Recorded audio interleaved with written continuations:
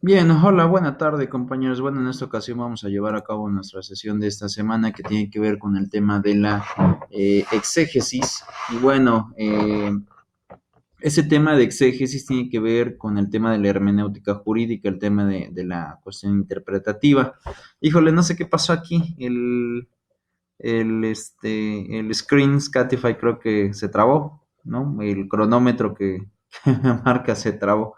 No sé, he tenido muchos problemas con el programa, pero bueno, vamos a ver, no me afecta, o parece que no me afecta. Pero bueno, en esta cuestión de la cuestión interpretativa resulta ser muy importante porque México lo que tiene básicamente es una interpretación dinámica, es una interpretación constante y es una interpretación que ha ido cambiando y variando conforme ha ido pasando el tiempo. Derivado también de las reformas constitucionales, pero hoy en día no solamente hablamos acerca de reformas, sino también estamos hablando de un paradigma que forzosamente implica el reforzamiento de ciertas conductas, el reforzamiento de algunas actitudes que, bueno, básicamente han tenido pues importancia y relevancia en la cuestión mexicana. Um, Siendo, creo que me parece desde un punto más puro, el tema de la reforma del artículo 1, el tema del 2011 con la interpretación y el tema de la convencionalidad.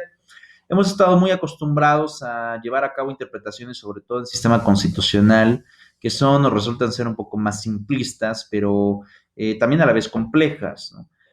Pero cuando llega el momento de la reforma constitucional al artículo 1, pues esto ya deja de ser hasta como lo habíamos visto relativamente sencillo y empieza a ser cada vez más complejo y es tan complejo que bueno, que es lo que hoy tenemos, pues tenemos una legislación completamente abstracta.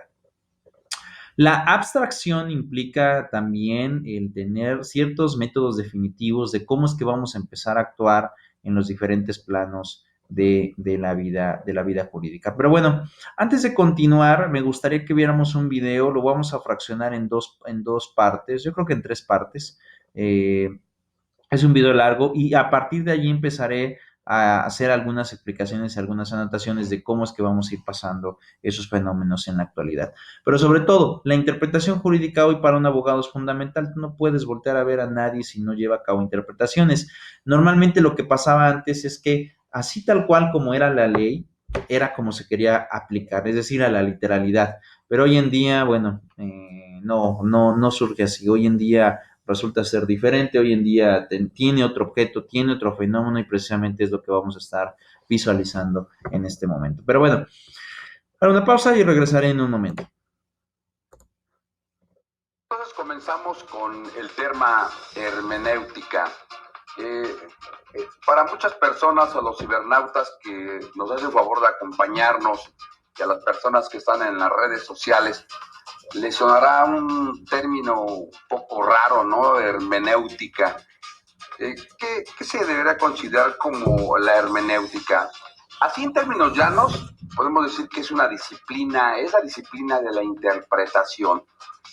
Y viene, pues bueno, en una connotación que si quisiéramos hablar más de hermenéutica, pues bueno, tenemos muchas corrientes filosóficas positivistas sobre este tema. Pero Daniel, ¿qué me puedes comentar acerca de la génesis sobre la hermenéutica? ¿De dónde viene el término hermenéutica? Ok, Manuel. Tienes voz así filosófica, griega. Histórica. Bueno, pero ¿qué tal? ¿Cómo están todos ustedes? Este tema sí, dentro del ámbito jurídico, en México prácticamente es un tema nuevo. La técnica de interpretar en base a la hermenéutica en México surge a partir de la reforma constitucional del 2011, donde se incorpora el reconocimiento y protección de los derechos humanos. La hermenéutica proviene, o la hermenéutica viene de lo que es los griegos del hermetismo, el conocimiento de su dios Hermes Trismegistro, que consagra 7 principios universales para el conocimiento de todo el universo. Pero son 7 principios que explican todo el universo, pero que vienen codificados, son simbólicos. Entonces, la hermenéutica ha sido desde a partir de los griegos, desde los propios egipcios, el arte de descifrar lo oculto, de descifrar lo simbólico, lo que no está textualmente expreso. La hermenéutica se encarga de descifrarlo. Se relaciona mucho la hermenéutica con el descifrar textos sagrados, textos bíblicos, o estos textos, bueno, antes de la Biblia, que trataban de explicarnos la posición del hombre ante el universo, la espiritualidad, el origen del universo. Y entonces este hermetismo, que se convierte en este arte hermenéutico de interpretar, quiere decir descifrar, ir más allá de lo escrito. O sea, entonces, Daniel, es disciplina de la interpretación. Es una disciplina interpretativa. Y hablamos del dios Hermes, como tú decías, ¿no? Podemos decir que algo hermético es algo que está cerrado, algo que es difícil de observar. La hermenéutica te enseña que busques el porqué de ese cerrado y el que entiendas esa situación para que la puedas aplicar. Si decimos hermenéutica jurídica, pues es el interpretar las normas de lo que quieren en realidad proteger esas normas. Es que justamente que era lo que yo precisamente iba, ¿no? Al hablar de hermenéutica es un concepto sino general. Y ahí podemos hablar o se pueden desprender de una hermenéutica positivista, una hermenéutica pues equívoca o unívoca, que sería el positivismo, una hermenéutica analógica, ¿no? Una hermenéutica hasta sociológica, porque estamos viendo que es una disciplina de la interpretación. Entonces, si nosotros queremos interpretar un texto, podemos utilizar este método hermenéutico para poder desentrañar pues el sentido que tuvieran las palabras. No es nada más algo literal. Algo literal. Por ejemplo, si estuviéramos hablando de una hermenéutica unívoca, que sería el positivismo, pues solamente estaremos hablando de un solo concepto, ¿no? Algo hermético, lo escrito, tal cual, ¿no? Un concepto unívoco. Pero si estuviéramos hablando de una hermenéutica equívoca, estuviéramos hablando como un ius naturalista, que pudiera encajar un sentido mayor a lo que estuviera escrito. Entonces, si habláramos de una hermenéutica analógica, estaremos hablando como de un punto medio. Algo es buscar el equilibrio, ¿no? Del equilibrio, ¿no? Como dijera el maestro Mauricio Bauchot, que es un filósofo mexicano, que es el precursor también de la hermenéutica analógica. Forma parte del Instituto de Investigaciones Filológicas aquí de la UNAM y ha sido un precursor de esta corriente del pensamiento. También a lo largo, como decía Daniel, ¿no? O sea, no es algo nuevo, pero para México, pues sí, pudiéramos decir que sí. Dentro de Mauricio Bauchot también encontramos al maestro Napoleón Conde Acciola en diversidad de libros que hablan sobre hermenéutica analógica, ¿no? Y que bien se puede ocupar, como tú decías, si es para textos, pues lo podemos utilizar para textos bíblicos, para leyes, ordenamientos, y ahí podemos citar una lista de juristas, ¿no? Que hablan sobre interpretación. Por ejemplo, tenemos a este señor Atienza, que interpreta mucho a Robert Alexy, que habla que las normas o las leyes no nada más están compuestas por nombres, sino también deben de tener valores, ¿no? Si hablamos de señor McCormick, ¿no? Un estadounidense, al hablar un poco más sobre una interpretación positivista, entonces estaríamos hablando de que esta corriente hermenéutica es tratar de buscar un punto medio para poder equilibrar, ¿no? Y estar proporcional a la circunstancia. O sea, no irse de un lado o de un extremo, ¿no? No es un punto medio, sino es un punto medio dentro de una situación o un hecho, ¿no? Que pudiéramos estar ahorita viendo. ¿Cómo podemos saber o conocer si estamos dentro del punto medio? Pues bueno, yo citando mucho a Mauricio Bauchot, él comentaba de que solamente se puede hacer esta hermenéutica con base en la práctica y en la experiencia, porque si no, es muy difícil que una persona pudiera entrar en razón, en ser prudente, porque la palabra hermenéutica también nos invita a hablar de la prudencia. Ustedes recordarán que en Aristóteles, en el libro de Ética Nicomaqueo, hablaba de que decía que no podías pedirle a un joven que fuera prudente. O sea, es muy difícil pedirle al joven prudencia. Entonces, yo quisiera tocar y combinar este tema de la próresis o de la proporción, como muchos le llaman, de hermenéutica analógica, como un lenguaje filosófico, y pudiéramos a lo mejor combinarlo, ¿no? Si me permiten, con ahorita lo que estamos pasando en los acontecimientos muy lamentables, quizás de este catástrofe que tenemos, de este sismo que acabamos de pasar, y que, pues bueno, lejos de apoyar con solidaridad a todas las víctimas de esa catástrofe, se está circulando un mensaje o un correo por las redes y por WhatsApp, en donde invitan a los diputados sobre apoyar para la catástrofe en estos casos, ¿no?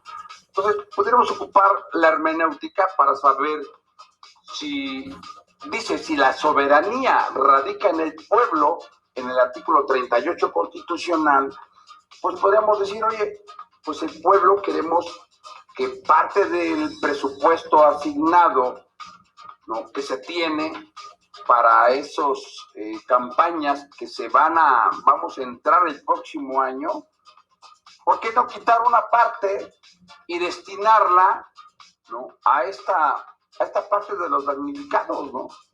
¿Ustedes qué opinan sobre esta parte, ocupando esta técnica, ¿no?, hermenéutica, para saber cómo poderlo llevar a cabo, ¿no?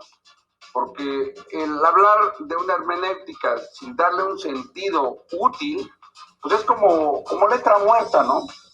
¿Tú qué opinas, Daniel, sobre el destino y si es posible aplicar una hermenéutica, ¿no?, una interpretación que pudiera ser cómoda para destinar, ¿no?, y separar ahorita, que no está aprobado, simplemente se presentó como requisito constitucional el 8 de septiembre, ¿no?, el paquete económico? ¿Qué me puedes decir al respecto, Daniel? Quisiera retomando tu pregunta, quisiera tener las bases a esto. Siempre he dicho en este foro y en muchos otros de que en nuestro sistema jurídico hay un antes y un después. Y ese antes y ese después lo marca perfectamente la reforma constitucional del 10 de junio del 2011 en materia de derechos humanos. Y no solamente es una reforma constitucional, no solamente es una reforma de palabra o de palabras dentro de la Constitución, que quitamos el término garantías individuales y pusimos derechos humanos. Va mucho más a fondo, y no solamente es constitucional, sino es a todo nuestro sistema jurídico. Dentro de esta reforma no podemos analizarlo tampoco separadamente, lo que es la interpretación hermenéutica, el principio de control difuso y el principio pro persona. Van de la mano. ¿A qué me refiero?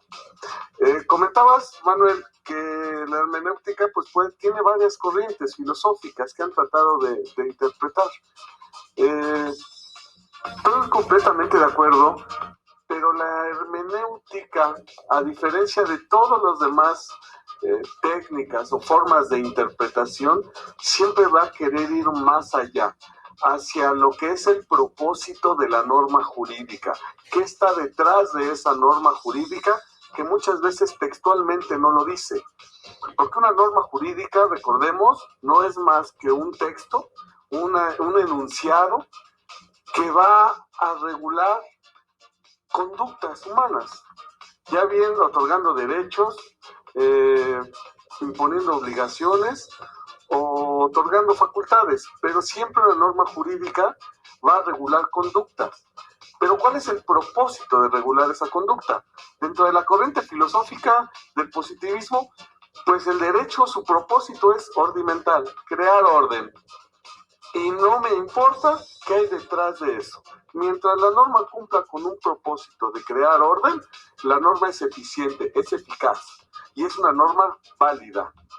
A partir del reconocimiento de los derechos humanos, vienen otro tipo de corrientes filosóficas o de explicaciones doctrinales que nos dicen, no solamente el derecho debe de regular conductas, debe tener un propósito, ¿basado en qué? En la protección del hombre y para el propio hombre.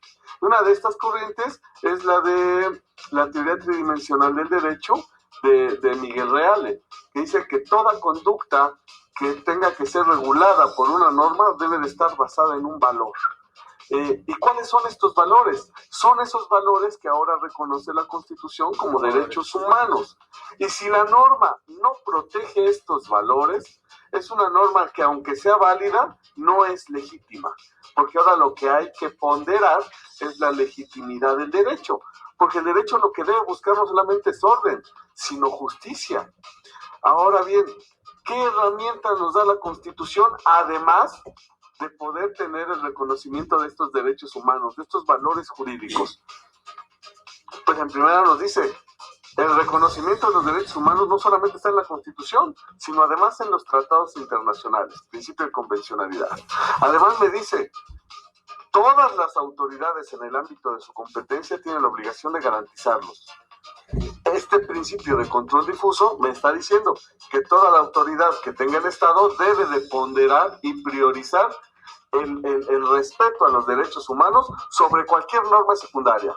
La inaplicación de las normas secundarias con tal de ponderarlas y de proteger estos valores constitucionales está permitido en la Constitución. Y después me dice, ¿cómo interpretarlo? Pues siempre hay que interpretarlo al mayor beneficio de las personas, principio pro persona, pero no de los intereses de las personas que están en algún conflicto, sino en el interés de la raza humana, el interés del hombre, en esa colectividad, para alcanzar lo justo. ¿Y cómo puedes alcanzar eso que te puede dar el mayor beneficio? La dignidad, la justicia, la seguridad jurídica, la libertad, la igualdad. ¿Me explico? Esos valores que son los que se reconocen como derechos humanos, claro, tienen que estar por encima de cualquier tipo de interés, aún y sea legal, porque la legalidad pasa a un segundo término. La legalidad solamente puede ser legítima cuando esa legalidad procure la seguridad jurídica, la justicia y la dignidad humana. Porque si esa legalidad, el hacerlo conforme a la ley, vulnera los valores de seguridad jurídica y el valor de la justicia y de dignidad, esa legalidad no es legítima. Y la propia Constitución, en el tercer párrafo del artículo primero, te permite inaplicar. Y eso existe en jurisprudencia de la propia Corte Interamericana y jurisprudencia de la Corte Mexicana, donde te dice el alcance del principio de control difuso, que es poder llegar hasta la inaplicación de una disposición legal en aras de priorizar los valores jurídicos constitucionales. Bien, vamos a hablar acerca de esta última parte y vamos a tratar de explicar más a fondo a qué deriva el tema de la interpretación y por qué cambia el paradigma. Yo les decía hace un momento, incluso puse el ejemplo con el tema de la cuestión de que estábamos muy acostumbrados a que el Estado mexicano pues única y exclusivamente iba a tener, única y exclusivamente iba a realizar pues conductas que llevaran, o sí, que conllevaran una actuación en donde pues tenías que aplicar la ley a la literalidad. Esto ya no es posible y vamos a ver y por qué, para que nos logramos poner en contexto por qué la interpretación jurídica ha cambiado y por qué la exégesis también ha cambiado, que es más o menos el método interpretativo. Vamos a poner la Constitución, que ahorita ya vamos a tener vislumbrados. Y lo que vamos a enmarcar en este sentido es que el artículo constitucional, el artículo 1, es el que se reforma. Y entonces, ¿qué sucede? Estábamos muy acostumbrados a poder llevar a cabo una interpretación jurídica única y exclusivamente basada en el tema constitucional, en base a la teoría a la teoría pura del derecho de Kelsen. Muchos de ustedes sabrán que esta teoría pura del derecho de Kelsen, que está literalmente explicada en el artículo 133 de la Constitución, nos establece que la Constitución es la máxima ley a la cual nosotros tenemos que dar o que rendir cuentas. Pero también nos dice, no es la única. O sea, también nos dice, necesitamos forzosamente el que tengamos una aplicación en donde el Estado mexicano tenga otro tipo de interpretación. Y esto, pues prácticamente vamos a recordar, la teoría pura del derecho de Kelsen nos establecía constitución, leyes federales, tratados internacionales, leyes estatales, leyes municipales y al final de cuentas los reglamentos. Pero ¿qué pasó? ¿Qué sucedió después? Bueno, esto cambió, el paradigma cambió en ese sentido. ¿Por qué cambió el paradigma? Pues cambió por una simple y sencilla razón. Porque este artículo que ustedes tienen ya en pantalla, pues también cambió. Este artículo pues implica prácticamente que la Constitución ya no solo iba a proteger el tema de de garantías constitucionales, perdón, sino iba ahora a proteger derechos humanos. Y esos derechos humanos pues implicaban muchas cosas, ¿no? Es decir, la protección de los derechos humanos, y para poder comprender hasta dónde empieza el tema de los derechos, primero es la regulación. ¿En dónde están regulados los derechos humanos? En los tratados internacionales en los que México sea parte. La mayoría de derechos humanos está regulada en tratados internacionales, siendo los más importantes los siguientes. El Tratado o la Convención Americana de los Derechos Humanos, que nosotros conocemos como el Pacto de San José, Costa Rica, el Tratado acerca de la protección de los derechos políticos electorales del ciudadano, la Declaración Universal de los Derechos Humanos, la Declaración Universal de los Derechos de la Niñez y de la Infancia. Es decir, existen diferentes tratados internacionales en los cuales se implementa un catálogo de derechos, pues que bueno, que tienen que ser protegidos. El problema no es ese. El problema no es que estén protegidos o que no estén protegidos. El problema es que básicamente México era muy ajeno a este tipo de situaciones internacionales, es decir, no estábamos tan acostumbrados a la cuestión de los tratados, estábamos muy acostumbrados a otro tipo de cuestiones. Cuando llega la reforma en 2011, de hecho aquí lo tenemos el 10 de junio de 2011, pues ahora ¿qué tenemos que hacer? Tenemos que proteger sus derechos humanos y toda esa legislación internacional, toda la legislación internacional que ahora entra en la parte de la legislación mexicana, pues ahora tiene que acogerse. Y ese es un problema. Ese es un problema por la siguiente manera. Es un problema porque, pues básicamente México empieza a tener problemas en esta situación, sobre todo en la parte de que son muchísimos derechos que ahora el Estado mexicano tiene que proteger. Y al ser muchísimos derechos, pues ¿qué quiere decir esto? Pues quiere decir que en pocas palabras el Estado mexicano empieza a tener o a presentar problemas ante esta situación. ¿Cuáles son esos problemas? Pues que en pocas palabras México tiene diferentes problemáticas para poder tener una efectividad congruente. ¿Y a qué me quiero referir? En que se empezaron a existir los problemas entre lo que daba el derecho interno y lo que daba el derecho internacional. Al final, ¿qué se resolvió? Pues se resolvió que pues tenía que protegerse a la medida de lo posible en mayor proporción el tema de los derechos humanos. ¿Qué es lo que sucede? Bueno, pues para eso nos vamos al artículo 3, que dice, todas las autoridades en el ámbito de sus competencias tienen la obligación de promover, respetar, proteger y garantizar los derechos humanos de conformidad con los principios de universalidad, interdependencia, indivisibilidad, progresividad.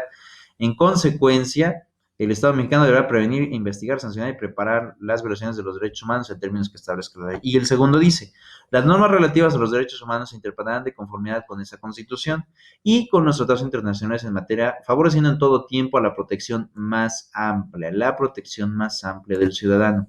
¿Eso qué quiere decir? Bueno, vamos a ver el tema del tratado, pero también al mismo tiempo, ¿qué va a pasar? Pues también vamos a ver el tema de cuál es lo que protege más, si la Constitución, el Tratado Internacional, cuál debo de acoger, cuál debo de darle o a cuál le tengo que dar la razón. Pues le tengo que dar la razón, en pocas palabras, al, al más... al más beneficioso. Y en este caso, ¿cuál es el más beneficioso? Pues el más beneficioso, pues puede ser la Constitución o puede ser un tratado en materia internacional. Pero vean, estos principios también son importantes, lo que decíamos hace un ratito.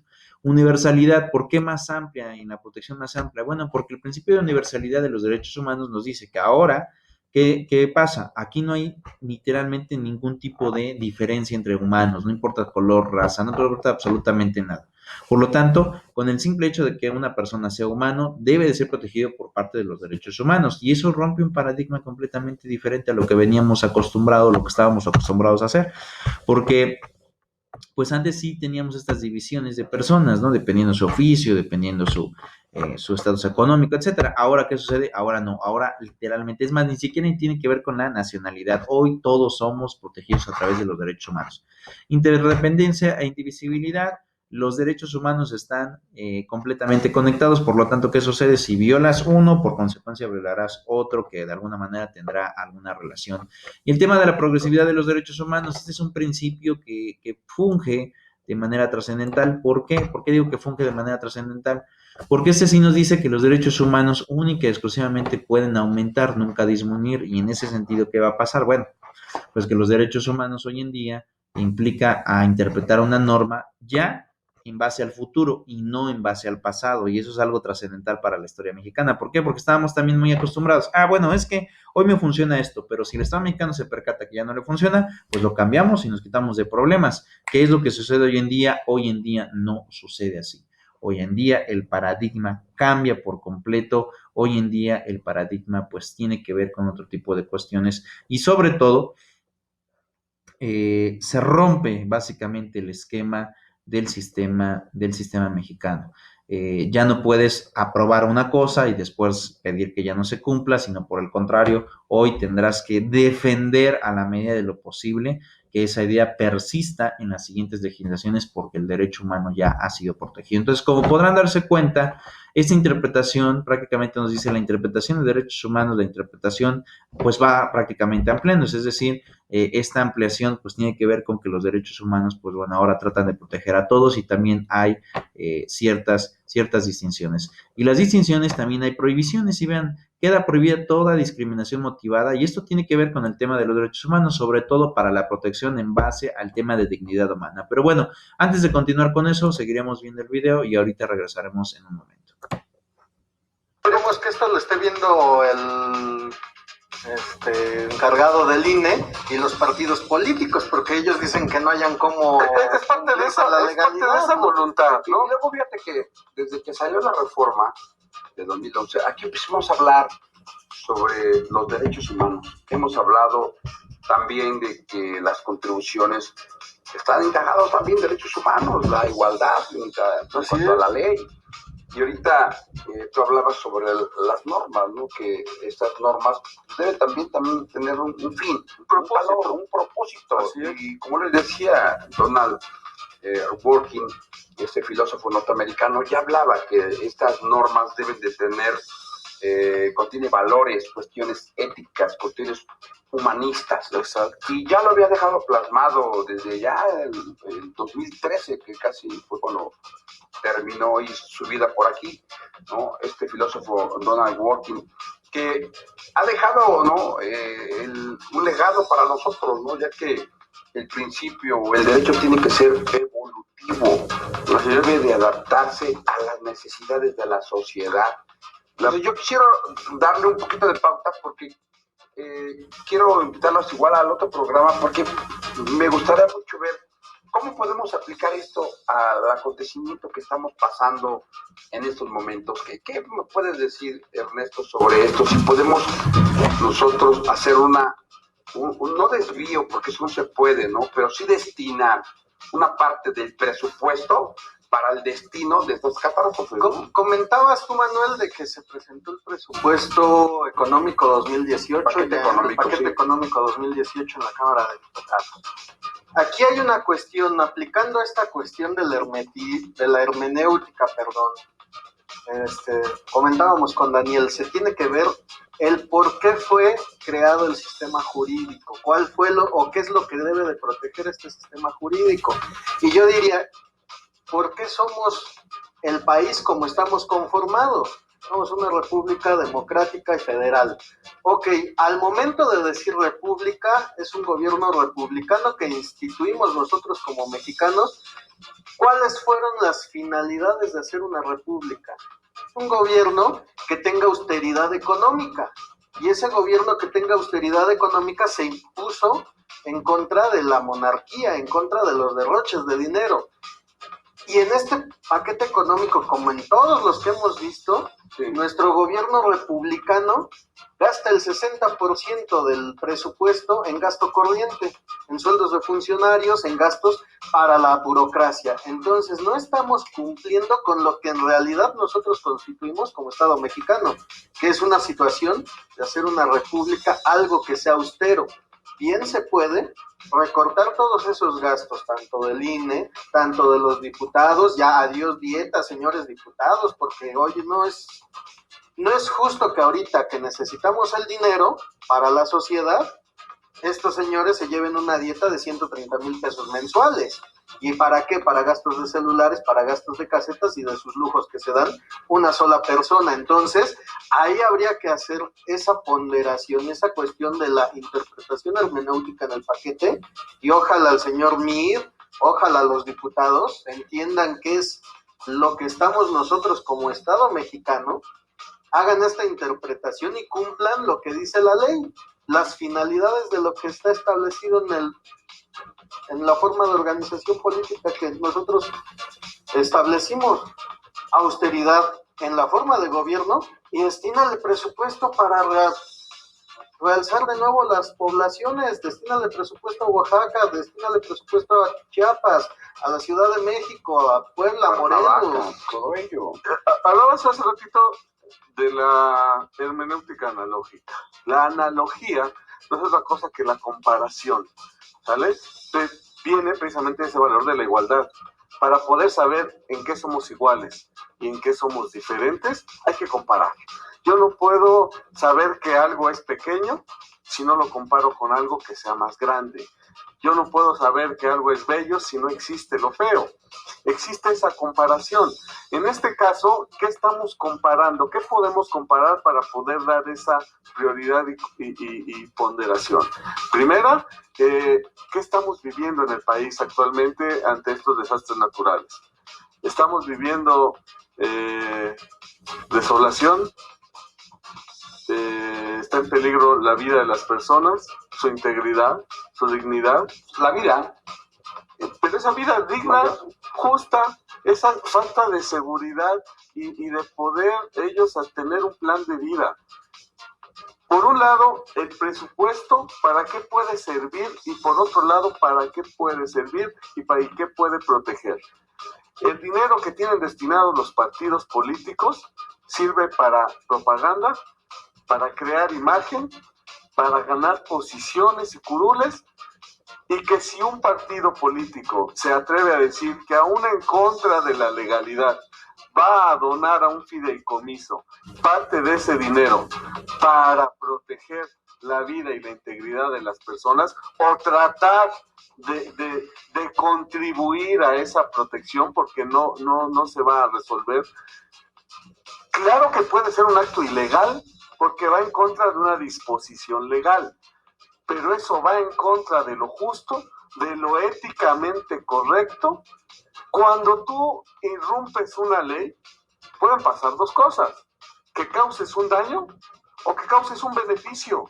Si al irrumpir la ley causas un beneficio, se te debe de aplaudir, se te debe de permitir, es loable. Cuando causes un daño, pues lógico, se debe castigar, se debe reparar el daño.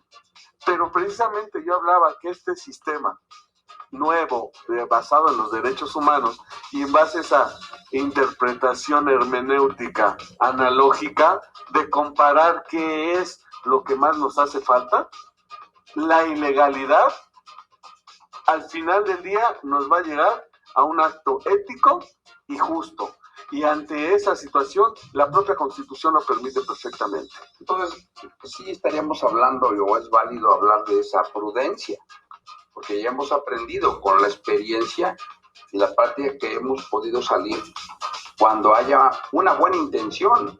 Y la buena intención del mexicano sale a la luz, de que mucha gente, ¿no?, sale a las calles al apoyo con lo que puedan, ¿no? Ya sea en víveres, en apoyar, en estar en esas construcciones sacando, y que a mí me ha tocado ver, ¿no?, cosas que no es posible que ahorita se estén ocurriendo, ¿no? Quieren meter máquinas en los lugares a donde todavía hay vida. O sea, como que quieren, el apoyo, ellos piensan es llegar, agarrar con las máquinas, sacar el escombro y se acabó. Todavía no ha pasado esas 36 horas que habla Protección Civil para que una persona pueda vivir. Yo recuerdo en el sismo del 85, habían sacado un bebé después de 8 días y estaba vivo, y hasta inclusive le pusieron el niño terremoto. Después de una semana salió.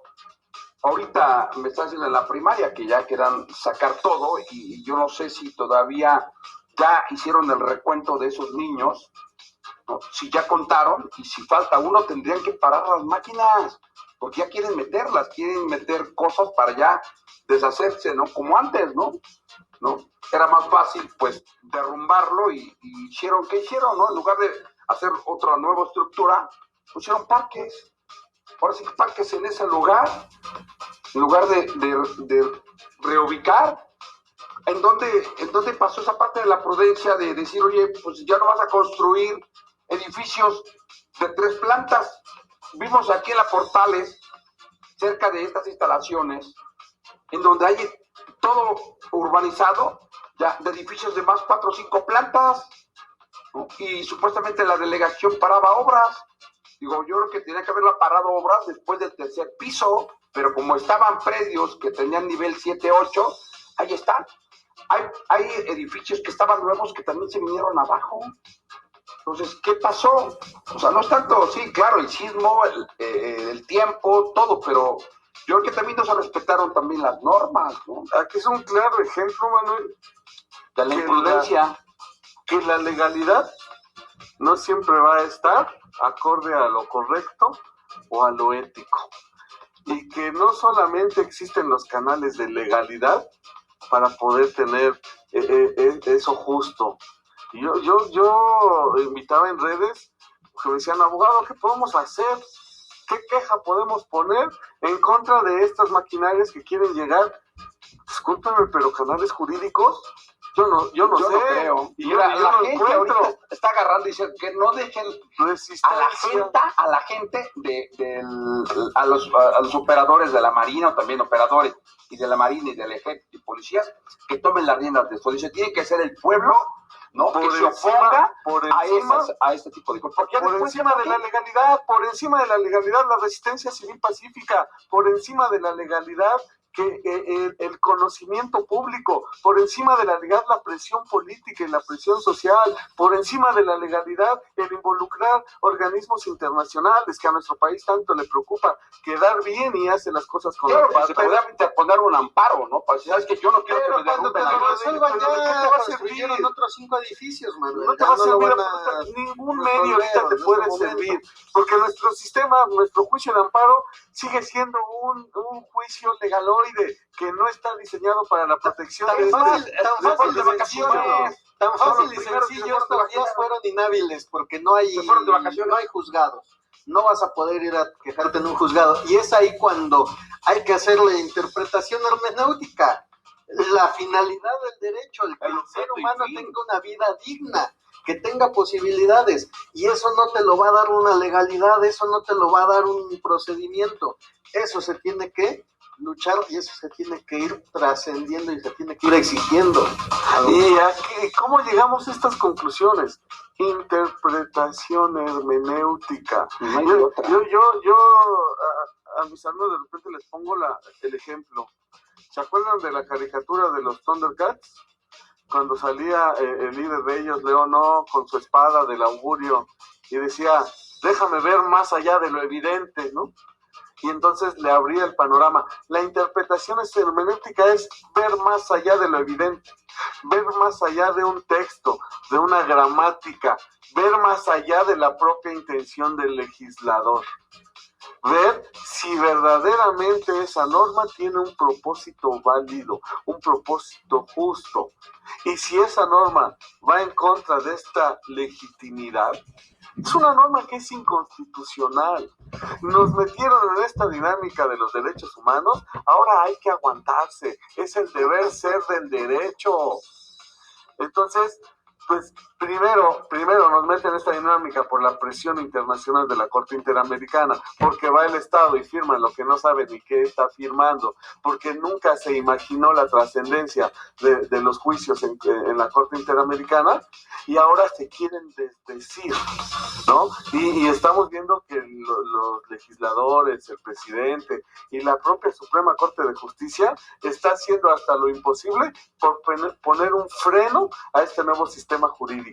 Y nuestra obligación es aprovechar esa reforma y entonces obtener lo que legítimamente nos corresponde. Este es muy buen ejemplo. McCorney, este filósofo escocés, que hablaba que esos juzgadores deberán de tomar como base diversos principios al momento de resolver, ¿no?, estas cuestiones que ahorita estamos teniendo, ¿no? ¿Qué sucede? Que una persona transgrediera ahorita, ¿no?, en lugar de oponernos a que no metieran las máquinas, ¿no?, que rompiéramos la legalidad, ¿no? ¿Qué pasaría? El juzgador tendría que decir, oye, pero estaba en contra, ¿no?, de este principio, que era la vida. ¿Qué tal si eso lo tocamos en otro programa? Yo creo que sí, porque el tiempo se nos ha acabado. Bien, entonces lo que les decía, bueno, ¿qué pasa después de la reforma de derechos humanos? También tenemos que ver con otro tema y otra gran trascendencia en cuanto a los sistemas interpretativos. Y tiene que ver precisamente con la cuestión de la interpretación que hoy conocemos como la interpretación analógica. Básicamente, bueno, primero ya vimos con el tema de derechos humanos que se debe de ampliar el sentido. Bueno, la interpretación analógica tiende a tener otro tipo de situaciones. La interpretación analógica trata de comprender cómo es que un caso en concreto, en manera particular, puede aplicar para otra materia, aunque éstas no sean pues literalmente subsanables, es decir, que no exista suplencia en cuanto a estas materias. Bueno, ¿es posible? Sí, sí es posible. Lo cierto es que estas materias pues implican básicamente que, un ejemplo, si yo en la materia civil tengo deficiencias para poder saber cuándo esta titularidad o la forma en que debe de aplicarse un emplazamiento es correcto, puedo recurrir a otra materia, como por ejemplo la materia laboral, aún y a pesar de que es otra materia y en la cual no tenga nada que ver, sí, sí puedes recurrir. El efecto es que pues vas a estar recurriendo en una parte en donde la manera, el método y la forma que implica el tener esta situación, pues quiere decir en pocas palabras que estaremos ante un fenómeno de que si la jurisprudencia o el ejemplo del emplazamiento en materia laboral ayuda o logra tener una mejor exactitud que incluso la materia pues que ya hemos estado visualizando, que es la materia civil, pues ¿qué va a pasar? Pues puedes aplicar esas reglas para la materia civil, es decir, las reglas de la materia laboral las vas a aplicar a la materia civil. ¿Es bueno esto? Pues sí, sí, en realidad sí, sí es bueno, sí se puede aplicar y esto implica, entre muchas otras cosas, ciertos beneficios, porque esto, pues que podría decirse que es una forma de poder aplicar reglas de materias distintas a tu caso concreto para poder definirlo. Estas son las dos interpretaciones que resultan ser de manera más trascendental, el tema de los derechos humanos y el tema de la interpretación analógica, pero no son las únicas. Por ejemplo, yo les decía hace un momento, bueno, también tenemos la interpretación positiva, esta interpretación pues que implica en pocas palabras el estar generando no solamente una aplicación a lo que ya se tiene o a lo que se prevé, sino también en pocas palabras a esta parte de estar generando